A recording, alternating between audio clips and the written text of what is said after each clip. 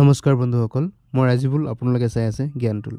আজিৰ এই ভিডিঅ'টোত মই আপোনালোকক ক'ম APSC অৰ্থাৎ Assam public service commission Assam লোকসেৱা আয়োগে কণ্ডাক্ট কৰা MVI অৰ্থাৎ মটৰ ভেহিকেল ইনস্পেক্টৰ এক্সামিনেশ্যনটো কেনেকৈ হয় আৰু MVI কেনেকৈ সিলেকশ্যন কৰা হয়, তাৰ বাবে আপোনাৰ এডুকেশ্যন কোৱালিফিকেশ্যন কি লাগে, আপুনি কেনেকৈ এপ্লাই কৰিব আৰু কি কি যোগ্যতা আপোনাৰ থাকিব লাগিব ইয়াত এপ্লাই কৰিবৰ কাৰণে, আৰু কেনেকৈ এপ্লাই কৰিব লাগে সম্পূৰ্ণ বিৱৰণ মই আপোনালোকক আজি ইয়াত দিবলৈ চেষ্টা কৰিম।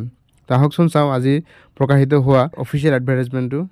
ইয়াত আপোনালোকে চাব পাৰিছে, অসম লোকসেৱা আয়োগ invites application from Indian citizens, name of the post motor vehicle inspector অৰ্থাৎ MVI, যোনটো ট্ৰেন্সপৰ্ট ডিপাৰ্টমেণ্ট অসমৰ অধীনত হয়। আৰু ইয়াত মুঠ পদৰ সংখ্যা হৈছে 18টা, total number of post 18।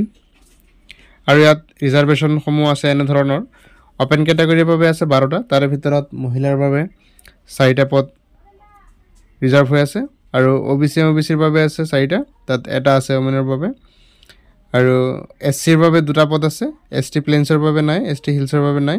Total 18টা, যাৰ ভিতৰত মহিলাৰ বাবে সংৰক্ষিত হৈ আছে 6টা পদ। আৰু ইয়াৰ যোনটো স্কেল হয়, চেলাৰী স্কেলটো হয় আপোনাৰ 22,000ৰ পৰা 97,000লৈ, য'ত গ্ৰেড পে থাকে 9,400, আৰু এইটো পে'মেণ্ট 3 হয়। এতিয়া আহিছোঁ আপোনাৰ এলিজিবিলিটি ক্ৰাইটেৰিয়া, আপোনাৰ কি কি যোগ্যতা থাকিব লাগিব। প্ৰথমতে ইয়াত লিখা আছে যে আপুনি ইণ্ডিয়ান চিটিজেন হ'ব লাগিব আৰু পাৰ্মানেণ্ট ৰেচিডেণ্ট অফ আছাম, আৰু অসমৰ পাৰ্মানেণ্ট ৰেচিডেণ্ট হ'ব লাগিব আপোনাৰ। আৰু আপোনাৰ যোনটো পাৰ্মানেণ্ট ৰেচিডেণ্ট চাৰ্টিফিকেট, এডুকেশ্যনেল পাৰপ'জ বা এক্সচেঞ্জ ৰেজিষ্ট্ৰেশ্যন চাৰ্টিফিকেট আছিলে, সেইটো আপোনাৰ প্ৰুফ অফ ৰেচিডেঞ্চ হিচাপে, এড্ৰেছ হিচাপে ইয়াত আপলোড কৰিব লাগিব। আৰু এডুকেশ্যন কোৱালিফিকেশ্যন আপোনাৰ SSLC অৰ্থাৎ আৰু SSLC with 3 years diploma in automobile আৰু mechanical engineering from a recognized institute of government of Assam, recognized by AICTE। ইয়াত কৈছে আপোনাৰ মেট্ৰিক আৰু হায়াৰ ছেকেণ্ডেৰীৰ লগতে আপোনাৰ 3 বছৰৰ অট'মোবাইল বা মেকানিকেল ইঞ্জিনিয়াৰিং ডিগ্ৰী থাকিব লাগিব গভৰ্ণমেণ্ট ৰিকগনাইজড ইনষ্টিটিউটৰ পৰা। আৰু ইয়াৰ যি আপোনাৰ আবেদন কৰাৰ ন্যূনতম বয়স, সেয়া আপোনাৰ 21 বছৰৰ তলত হ'ব নোৱাৰিব, আৰু 38 বছৰৰ ওপৰত হ'ব নোৱাৰিব 1 জানুৱাৰী 2024ৰ ভিতৰত। যদি আপুনি SC ST হয় তেন্তে 5 বছৰৰ আপুনি ৰিলেক্সেশ্যন পাব, অৰ্থাৎ 43 yearsলৈ আপুনি আবেদন কৰিব পাৰিব।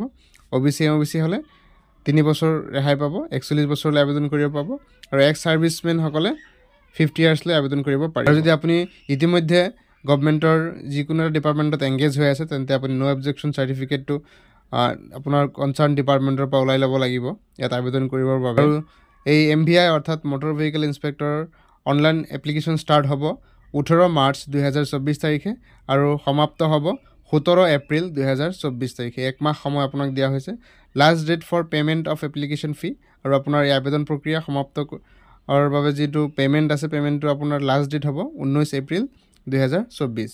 আৰু ইয়াৰ এপ্লিকেশ্যন ফিসমূহ এনেধৰণৰ, ইয়াত দেখিব পাৰিছে যে যদি আপুনি জেনেৰেল কেণ্ডিডেট হয়, আপোনাৰ এপ্লিকেশ্যন ফি হৈছে 250, আৰু প্ৰচেছিং ফি যোনটো CSCA চাৰ্জ কৰিব 40, প্লাছ টেক্সেবল এমাউণ্ট আপোনাৰ 18%, 7 টকা 20 পইচা। টোটেল এমাউণ্ট হ'ব আপোনাৰ 297.20, 297 টকা 20 পইচা আপোনাৰ জেনেৰেল কেণ্ডিডেটৰ বাবে।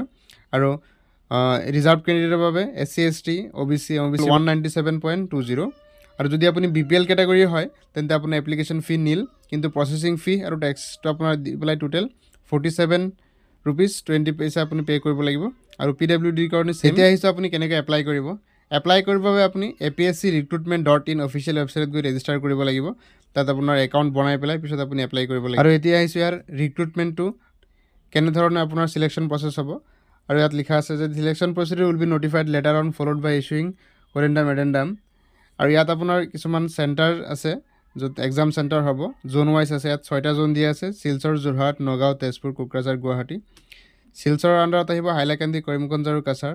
যোৰহাটত আহিব গোলাঘাট, ডিব্ৰুগড়, যোৰহাট, মাজুলী, চৰাইদেউ, শিৱসাগৰ আৰু তিনিচুকীয়া। নগাঁৱত আহিব ডিমা হাছাও, হোজাই, নগাঁও, মৰিগাঁও, কাৰ্বি আংলং, ৱেষ্ট কাৰ্বি আংলং। তেজপুৰত পৰিব বিশ্বনাথ, ধেমাজি, লখিমপুৰ, শোণিতপুৰ, ওদালগুৰি। কোকৰাঝাৰ, বঙাইগাঁও, চিৰাং, ধুবুৰী, গোৱালপাৰা, কোকৰাঝাৰ, চাউথ চালমাৰা।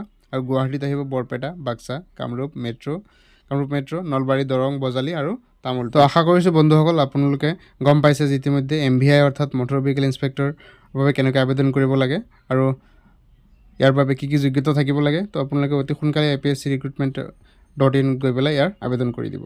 ধন্যবাদ বন্ধুসকল আজিৰ এই ভিডিঅ'টো চোৱাৰ বাবে। আজিলৈ ইমানেই। পুনৰ লগ পাম পৰৱৰ্তী ভিডিঅ'ত এক নতুন টপিকৰ সৈতে।